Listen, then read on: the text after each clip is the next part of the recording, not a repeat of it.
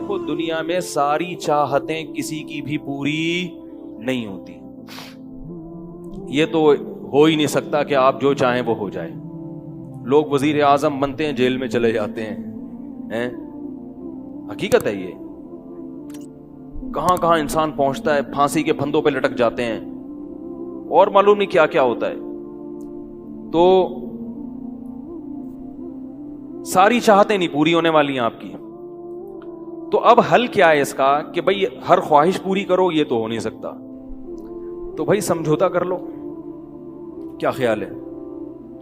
جب بھی کوئی مصیبت آئے پہلے تو کوشش کرو مصیبت نہ آئے. اپنی حماقتوں ایسی کام نہ کرو جس سے ٹینشن والا معاملہ پیدا ہو. میں نے بتایا تھا نا جمعے کے بیان میں, لڑکیوں سے دوستی لگانا, یہ چیزیں آپ کی ٹینشن میں اضافہ کریں گی, کمی نہیں کریں گی.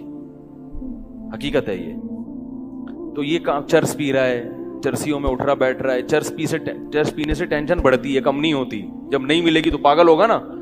تو وہ کام, ایسے کام کرنا جس سے آپ غریب آدمی ہو لیکن رہنا اپنے مالداروں کے علاقے میں شروع کر دیا, اس سے ٹینشن بڑھے گی, احساس کمتری کا شکار ہو جاؤ گے.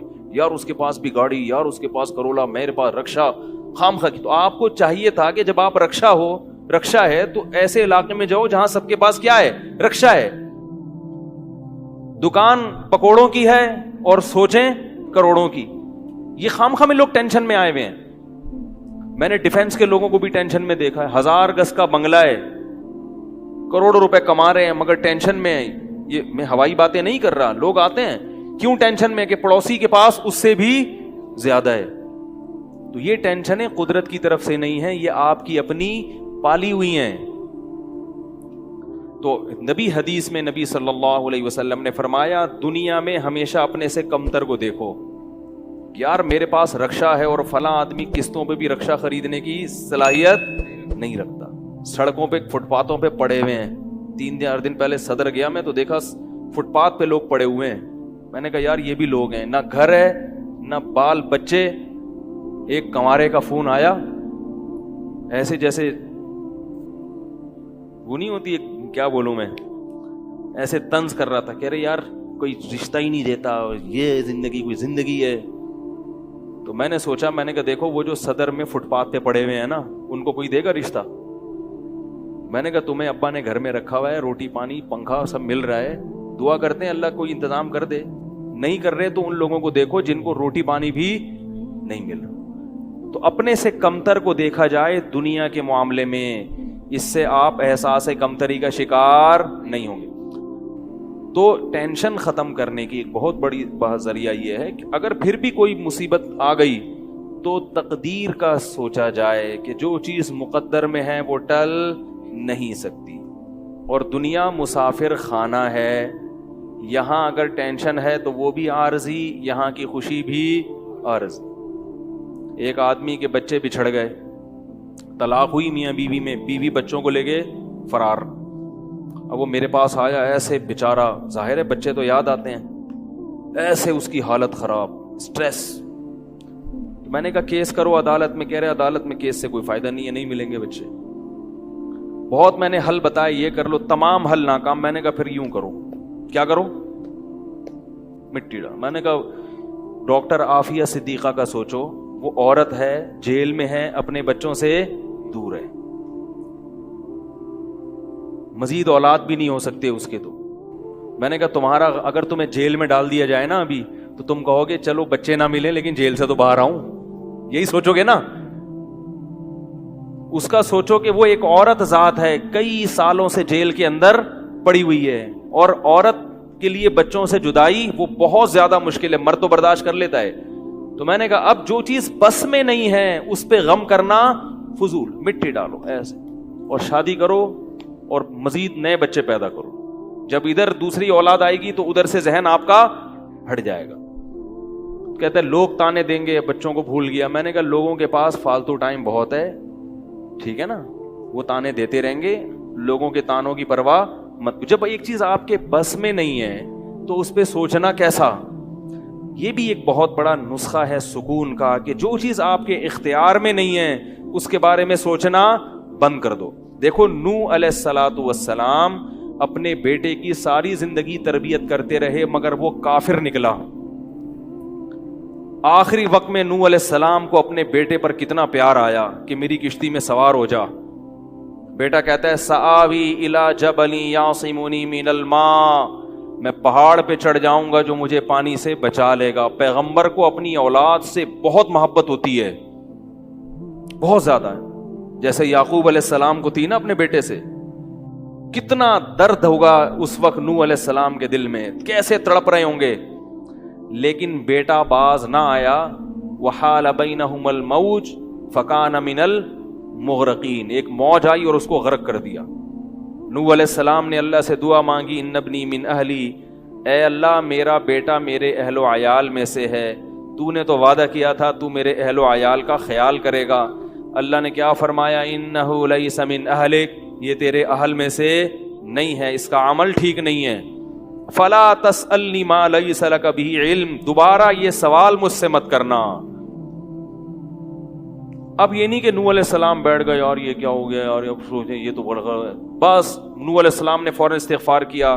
اعوذ بک ان اسألک ما لیس لی بہ علم، اے اللہ میں تجھ سے پناہ مانگتا ہوں ایسی چیز کی، میں تجھ سے ایسا سوال کروں جس کی دلیل میرے پاس نہیں. بس بھول گئے. اب یہ تھوڑی کہ روتے رہیں بیٹھ کے، بھئی جو چیز بس میں نہیں ہے چھوڑ دو. تو ہم بہت ساری چیزوں کی ٹینشن لیتے ہیں جو ہمارے اختیار میں نہیں ہے. پیٹرول مہنگا ہو رہا ہے، بیٹھ کے خام میں پریشان ہے. بھائی تم سے پوچھ کے تھوڑی مہنگا ہوا ہے. غم کرنے سے اگر وہ سستا ہو جائے تو رو. میرے پاس تھی Kawasaki G T O, Kawasaki G T O 125. آپ کو پتا ہے کیا بائک تھی وہ؟ ہم نے بھی بڑے شوق پالے ہیں ایک زمانے میں. میں اس میں پیٹرول ٹھیک ٹھاک ڈلتا تھا. اب جب پیٹرول مہنگا ہوتا تو سب سے زیادہ متاثر میں ہوتا تھا اس سے. 50 والوں کو کچھ نہیں ہوتا تھا. تو میں ایک دفعہ پیٹرول پمپ گیا، میں نے پیٹرول ڈلوایا اس میں، تو اس نے کہا وہ 5 روپے پر لیٹر بڑھ گیا ہے. مجھے بڑا غصہ آیا. میں نے ساتھ والے سے کہا، میں نے کہا یار یہ کیا مذاق ہے یار، ہر تھوڑے دن کے بعد 5 روپے بڑھ رہا ہے تو آپ کو غصہ نہیں آیا؟ اس نے کہا صرف میرے لیے تھوڑی بڑھ رہا ہے، پوری قوم کے لیے بڑھ رہا ہے نا. تو مجھے اس کی بات بڑی اچھی لگی. اس نے کہا میرے اکیلے کے لیے بڑھے تو مجھے غصہ آئے، سب کے لیے بڑھ رہا ہے تو چلو ٹھیک ہے. اس دن کے بعد سے اب تک پیٹرول بڑھنے پر مجھے غصہ نہیں آیا. میں یہی کہتا ہوں یار مجھے ٹینشن لینے سے کیا ملے گا. 100 روپے لیٹر بڑھ جائے، زیادہ زیادہ یہ ہوگا، بہت زیادہ بڑھے گا تو گاڑی بیچ دو. بھائی نہیں ہمارے کنٹرول سے باہر ہو گئی ہے، گاڑی بیچ دو، دوبارہ آ جاؤ، ٹیکسی پہ آ جاؤ، پھر بھی ہے تو پھر رکشے پہ آ جاؤ، پھر چنچی پہ آ جاؤ، پھر پیدل ہو جاؤ. جو چیز اختیار میں نہیں ہے اس کی ٹینشن لینا حماقت ہے. بات آ رہی ہے سمجھ میں؟ اسی طرح یاد رکھو اولاد کی تربیت کا معاملہ ہے.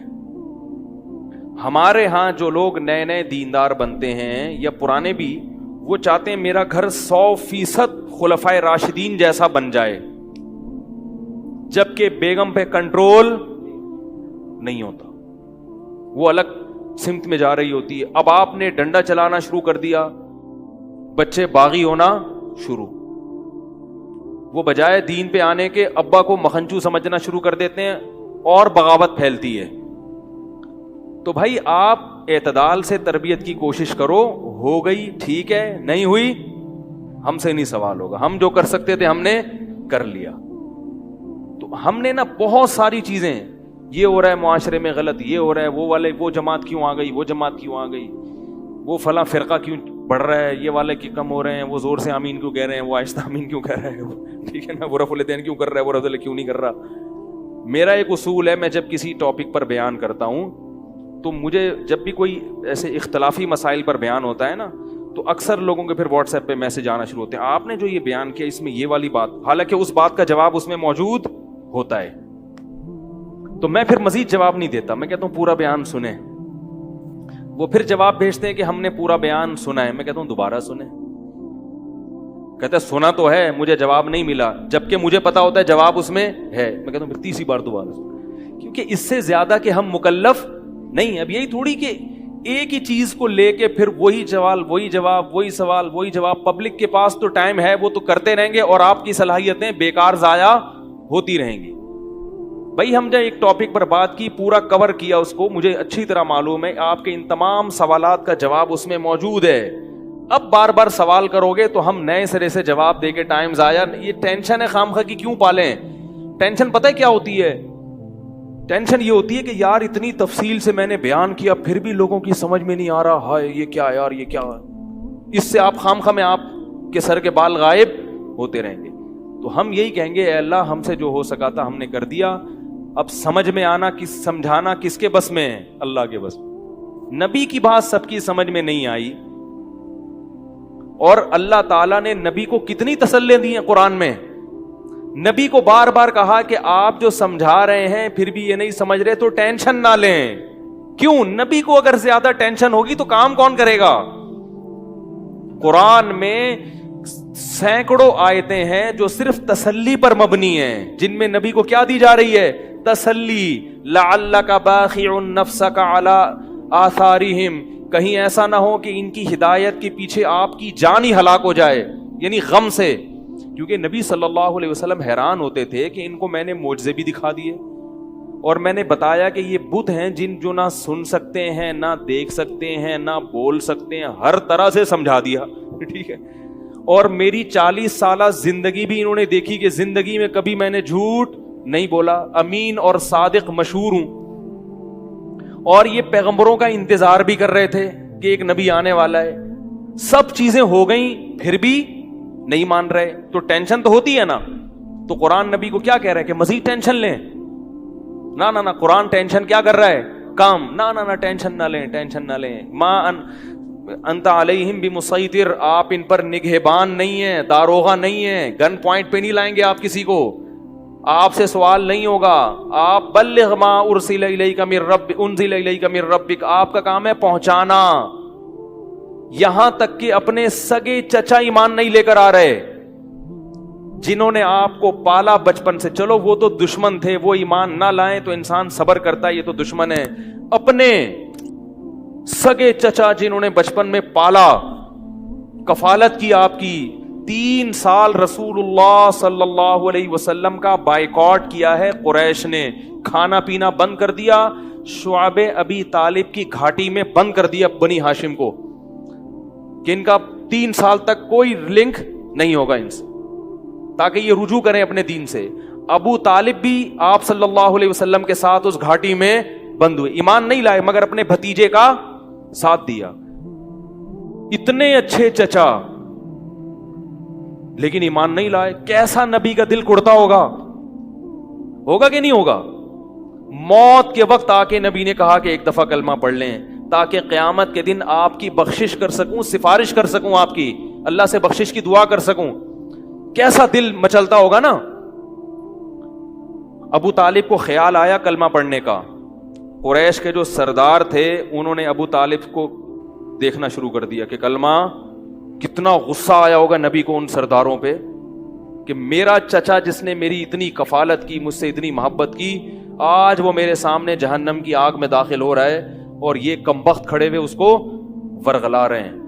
ابو طالب نے چند اشعار کہے کہ اگر مجھے یہ ڈر نہ ہوتا کہ عرب کہیں گے کہ ساری زندگی اسلام نہیں لایا، موت کے وقت موت کے ڈر سے باپ دادا کا دین چھوڑ دیا، یہ ڈر نہ ہوتا تو آئے محمد آج میں تیری آنکھیں کلمہ پڑھ کے ٹھنڈی کر دیتا. لیکن اس کو انہوں نے غیرت کا مسئلہ بنا لیا کہ میں مروں گا تو سردار کہیں گے کہ یہ ایک زبان والا نہیں ہے. زبان تبدیل کر لی انہوں نے. کرنا تھا تو پہلے ایمان لاتا نا، اب کیوں؟ اور وَلَقَدْ عَلِمْتُ بِأَنَّ دِينَ مُحَمَّدٍ مِّن خَيْرِ أَدْيَانِ الْبَرِيَّةِ كُلِّهَا، مجھے یقین ہے کہ محمد جو میرا بھتیجا دین لے کر آیا ہے تمام دنیا کے دینوں میں سب سے افضل ہے. لولا الحذار لولا الملامت او حذار مسبت، اگر ملامت کا خوف یا لوگوں کے برے بھلے کہنے کا خوف نہ ہوتا تو آج میں اپنے بھتیجے کی آنکھیں ٹھنڈی کر دیتا. کیسا دل کوڑا ہوگا میرے بھائی، کیسا، جس کو جہنم کی آگ کا یقین ہے اور ان کو معلوم ہے کہ میرا چچا جہنم کی آگ میں داخل ہونے والا ہے، کیسا تڑپ رہے ہوں گے. اور ابو طالب کی آنکھیں بند ہو گئیں. نبی صلی اللہ علیہ وسلم اتنے غم زدہ ہوئے. اللہ نے پھر کیا دی؟ تسلی کی آیتیں کہ ٹینشن نہ لو.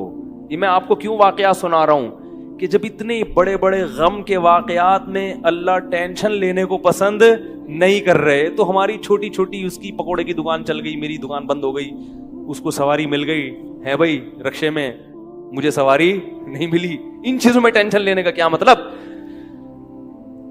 بہت مشکل ہے یار، کیا کریں یار. ہماری ٹینشن یہی ہوتی ہے نا یار، سیٹنگ وہاں چل رہی تھی، ابا نے رشتہ وہاں طے کر دیا، یہ کوئی ٹینشن کی چیز ہے؟ ٹینشن تو وہ ہے جو نبی کو ہوئی تھی، یہی ٹینشن ہے آج کل. تو نبی کو کس قدر غم ہوا ہوگا، غیرت بھی ہے نبی میں، حیا بھی ہے، محبت بھی ہے، لیکن اللہ کیا کہہ رہے ہیں؟ ٹینشن نہ لیں. کیوں؟ وہی اصول جو میں نے آپ کو بیان کیا کہ جو چیز اختیار میں نہیں ہے اس پر ٹینشن نہیں لینی چاہیے. انک لا تہدی، یہ آیتیں نازل ہوئیں، من احببت ولکن اللہ یہدی من یشاء. اے محمد، جس سے آپ محبت کرتے ہیں اس کو ہدایت دینے کے مالک نہیں ہے. محبت الگ چیز ہے، ہدایت ہمارے ہاتھ میں ہے، آپ کے ہاتھ میں نہیں ہے. اب اگر نبی اسی غم کو لے کے بیٹھے رہتے تو کہاں سے دعوت اور تبلیغ کا کام ہوتا؟ آپ صلی اللہ علیہ وسلم سے حضرت عائشہ نے پوچھا کہ ابو طالب جو اتنی خدمت کرتا تھا، آپ کی کرتے تھے اور اتنا کچھ انہوں نے کیا، کیا یہ نیکیاں قیامت کے دن کام آئیں گی؟ آپ نے فرمایا ہاں. کتنا کام آئیں گی کہ جہنم کے نچلے طبقے سے اللہ اٹھا کے اوپر والے طبقے میں لے آئے گا، اور پاؤں میں صرف آگ ہوگی مگر اس سے دماغ ایسے کھولے گا جیسے ہانڈی. ابو طالب پورے جہنم کی آگ میں نہیں ہوں گے، صرف ان کے پاؤں جہنم کی آگ میں ہیں. اس سے پتہ چلتا ہے کافر کی نیکیاں کام تو آتی ہیں مگر عذاب کم کرنے میں، عذاب ختم کرنے میں نہیں. بھی ہم دیکھتے ہیں کہ دنیا میں بہت کچھ غلط ہو رہا ہے، دلائل کے انبار لگا دو پھر بھی لوگ نہیں مانتے، اور فرقواریت، ایک دوسرے پہ طعن و تشنی، گھریلو حالات میں گڑبڑ. تو اس میں اگر آپ ٹینشن لینا شروع کر دو گے تو پھر سوائے ڈپریشن کی گولیوں کی ایک نئی ٹینشن لگ جائے گی. جس دن گولی نہیں کھائی اس دن عجیب سا ہو گیا. ڈپریشن کا مریض کو جس دن گولی نہ ملے وہ خود گولی کی طرح بن جاتا ہے، وہ پھر کئی لوگوں کو گولیاں کھانی پڑتی ہیں اس سے بات چیت کے بعد. تو اس لیے میرے بھائی دو چیزیں یاد رہیں گی، ایک نیند اور دوسرا ٹینشن. جتنا ہو سکے، پھر بھی اللہ کی طرف سے ہوتی ہے، ایسا نہیں ہے کہ ناممکن ہے 100% ختم ہو جائے، یہ تو ممکن نہیں ہے، لیکن بہت سی چیزیں خود مسلط کی ہوئی ہیں.